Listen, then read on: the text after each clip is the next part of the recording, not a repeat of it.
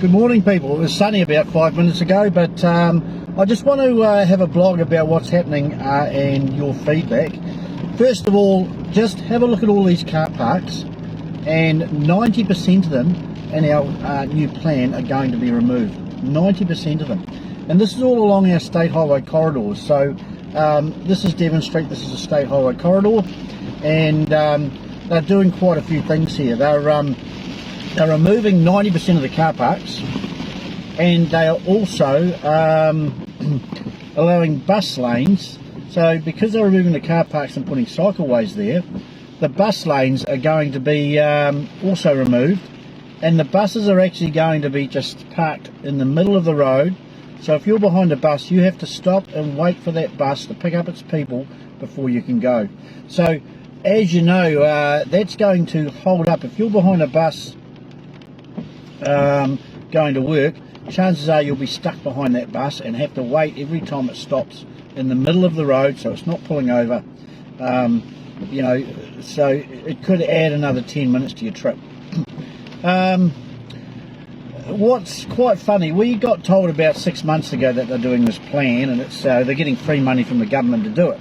But just because you got free money doesn't mean you need to do something, because the inconvenience of businesses losing parks, the property devaluation.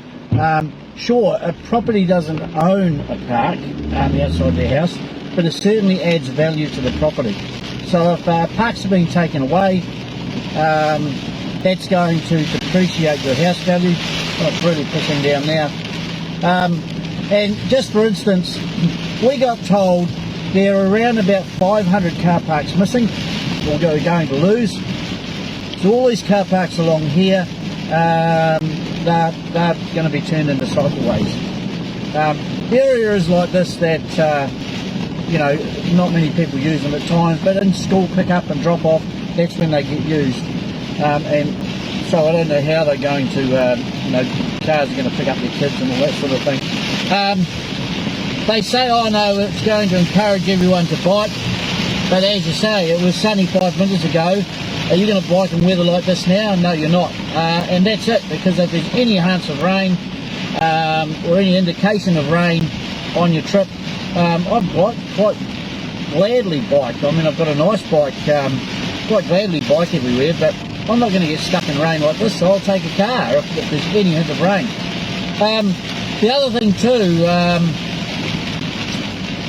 what you don't realise is we had Waste Management come and talk last night at a meeting, and he said basically his truck, every time it stops every 15 or 20 seconds, a big huge arm goes over, and that's going to go right over the cycleway.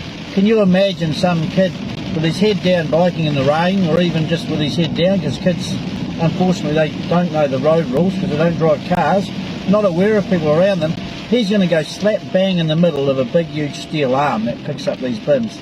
Not only that, tradesmen, we have also had a tradesman come and talk to us, and they mentioned if they're installing a kitchen somewhere, you know, there's usually the builder, the joiner, or the kitchen installer, the electrician, the plumber.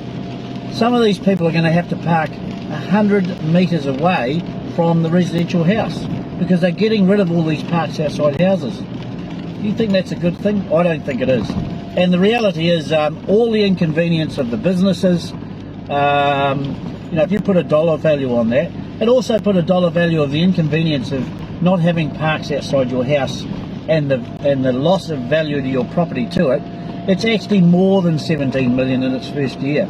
So it may look like a gift to us, but it's an inconvenience to our ratepayers, and of course they're paying high rates and they're losing the benefits of their home. So yeah, there are better ways. I just think we need to put a stop at all this. If you have concerns or you don't know what the story is, look it up, do a submission in council, but not only that, see if you can do a deputation. We want as many people to do deputations about this subject, because it will affect you all. So like I say, all these car parks you see here, they're all going to be gone. They're going to be cycleways. So where are these cars going to park? You know, and when there's a bus there, it's going to be gridlocked. It's terrible. You're going to be sit behind a bus, sit behind a rubbish truck, because all those have to stop in the middle of the road and let people on. I'm sort of, I'm open to change, but I don't think these designs have been planned very well. So give us a ring and come to the discussion groups. Unfortunately, those discussion groups are more groups that they tell you what the plans are and the pros of it, but they're not really telling you what the cons are. So yeah, it's a bit of a worry. So all along here, now we were told, as I said, in the original plans is up to 500 car parks, and this is the stinger, people. And I actually went to them and I said, look, can you come up with an option that can also have up to up to half the car park? So all I was suggesting is maybe you stop the car parks down one side and have a cycleway just on one side. That's an option we need to look at. Well, unfortunately they didn't take up that option. I'll do a turn around here and I'll head back. And it's actually a lot worse. We were sold on 500 car parks. The new figure out with these designs, and like I say, it's not an option to halve the parks. The new design option now is 827 car parks in your main thoroughfare roads throughout New Plymouth. 826. Now that figure is 50% more than we originally got told. 50%. We got told 500. Okay. 50% more is 750. We're actually going to lose, based on these plans, 826 car parks. It could be outside your property. And if it's not outside your property, even just around the corner, if they can't go there, people are going to park around the corner and they'll probably park outside your house. So technically you will lose car parks, not just the ones on these main roads. Speak up, people. We need to hear the cons as well as the pros, because it's going to affect a lot more people and a lot more businesses than our council are letting on. So I just thought I'd let you know that the new figure is 826 car parks to be removed throughout our city. Once again, it's 4 bikes. Now I'm going past Spotswood College. Where are the bikes? I haven't seen. So all the kids, you can see that they're leaving. Where are the bikes? I haven't seen one bike yet. So, oh yeah, there's one bike there. So there's one bike so far with all these kids, and I'm just trying to find another bike. So if we're making these bikeways, and technically there is a bikeway. You can see I just passed a green. I'll show you when there's another one. There is a bikeway now here, but kids aren't using it. There's another bikeway symbol there. So that white line is a bike path. And then you get that car there. If you saw it, they were parked in the bike path. So it just won't work. We're trying to do something. We're ahead of our time, and the worst thing is we are the guinea pigs for the rest of the country, and we're doing this guinea pig trial experiment, okay, at the cost of many businesses. The Blagden shops here, they're going to lose half their parks. It's either this side or the other side, so that's a bit of a worry too. They'll lose revenue, because I know if I want to go and get something and drop in and I can't find a park right outside, I'll just keep on driving to the next convenience store, and that's what people do. So yeah, just be very wary that we are going to be losing many parks, and this has to be all done and completed by July 2024. Less than a year away. That's completed, not started, completed. So the consultation period is very short, and you need to have your say. So it says cycle lane. I see that sign there. It says cycle lane, closed ahead. And they've also got signs saying beware of cycles. There's another one here. But there are no cyclists. So they're trying to let people know that there are cyclists in the area. Just to pretend and let people know that they are concerned. But the reality is there are no cyclists in the area.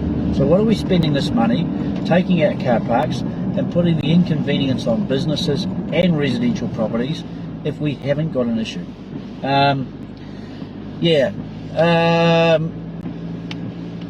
I don't mind comments on this. You're either for or against it, but at the end of the day, I think it's going to cause more problems than it's worth, and we're doing it ahead of our time, and we don't need it. We need to fix our roads.